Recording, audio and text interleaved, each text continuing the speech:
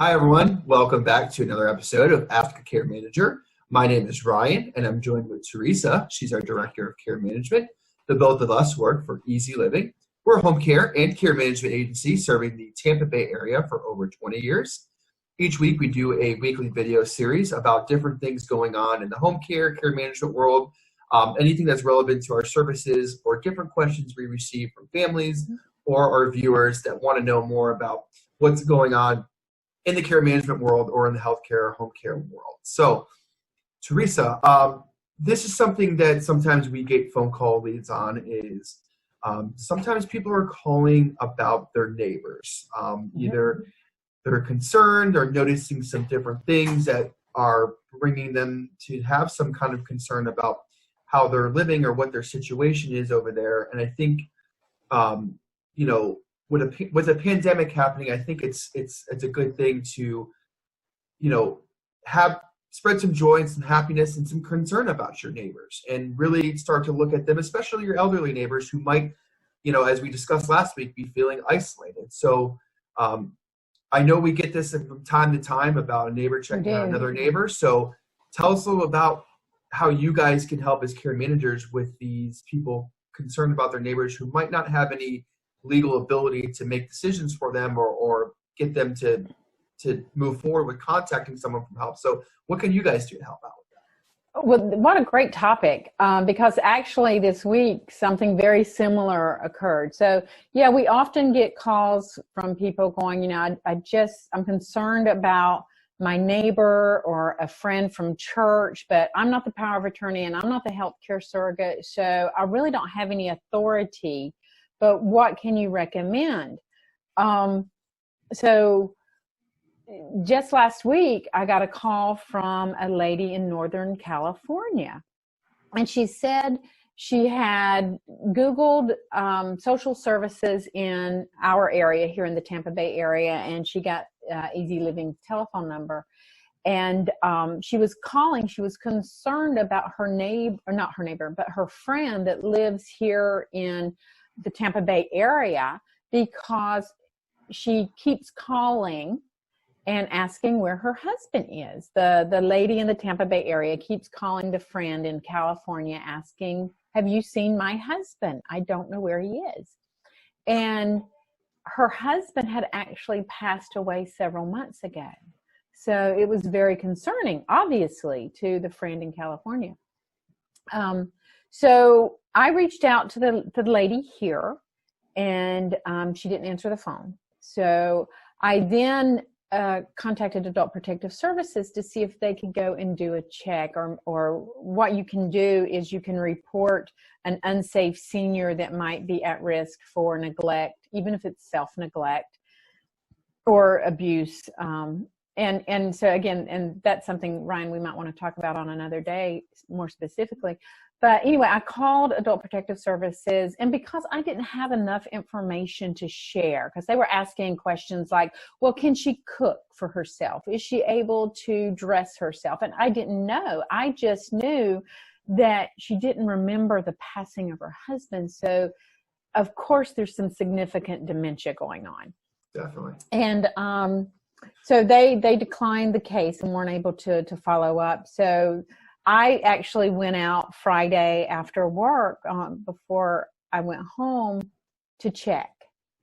And when I got there, nobody answered the door. I looked through the windows. It looked nice and clean and calm. There was a car in the garage. So, not really any red flags there.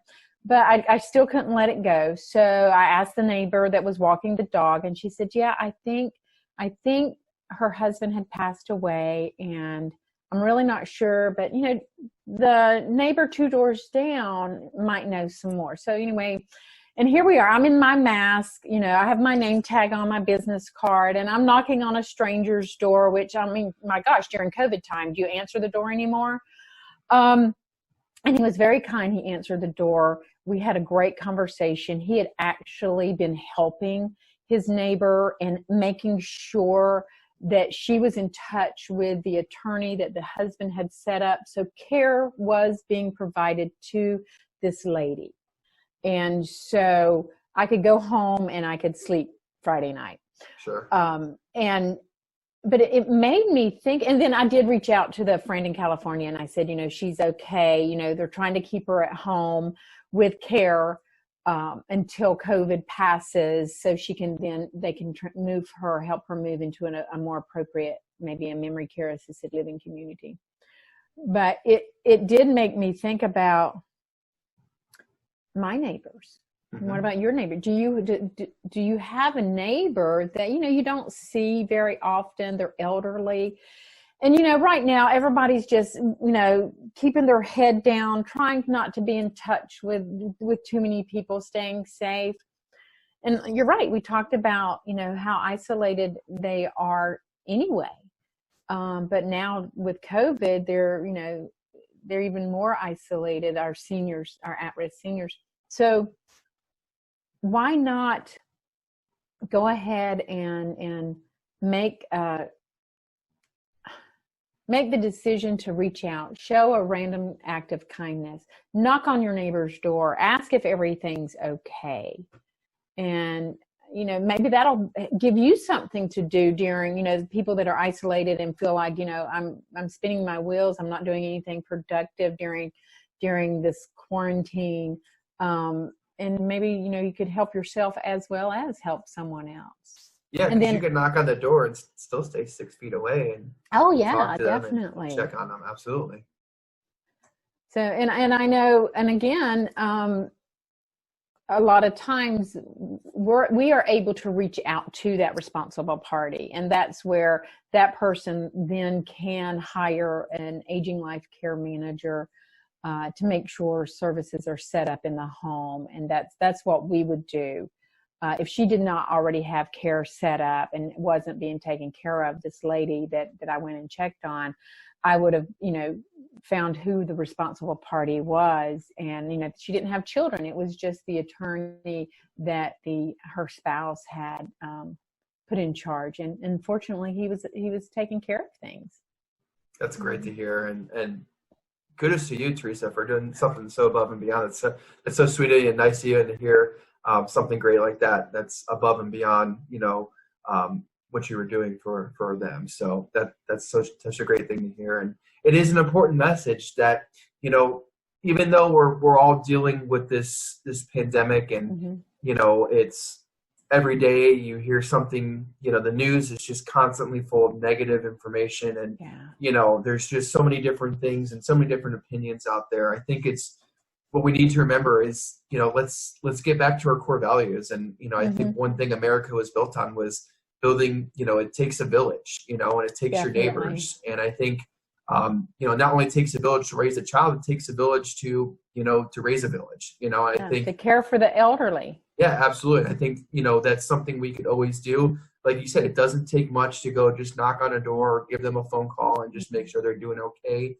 I personally have several elderly people on my street, and I'm always, if I don't see them for a day or so, we're always going knocking on, just, hey, how's it going? You guys doing okay? You guys need anything? And, I think that's just the right thing to do. And I think that's a great opportunity. Let's take this pandemic and let's, make some good stuff happen from it, Exactly. Like we talked about last week, it's a bad situation. You've got to make the best of it. So, reaching out, a lot of people don't even know their neighbors anymore. And that's sad because, I grew up knowing all of my neighbors, but now I don't, I don't.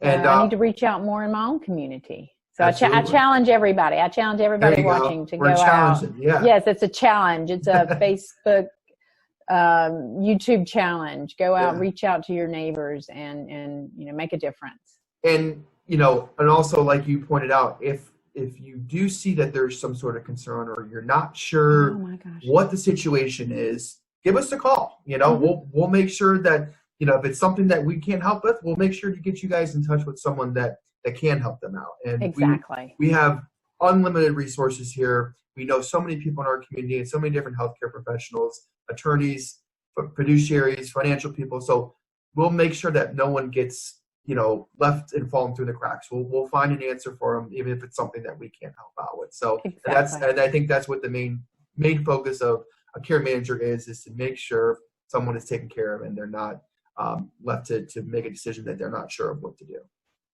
Yes, definitely. Definitely.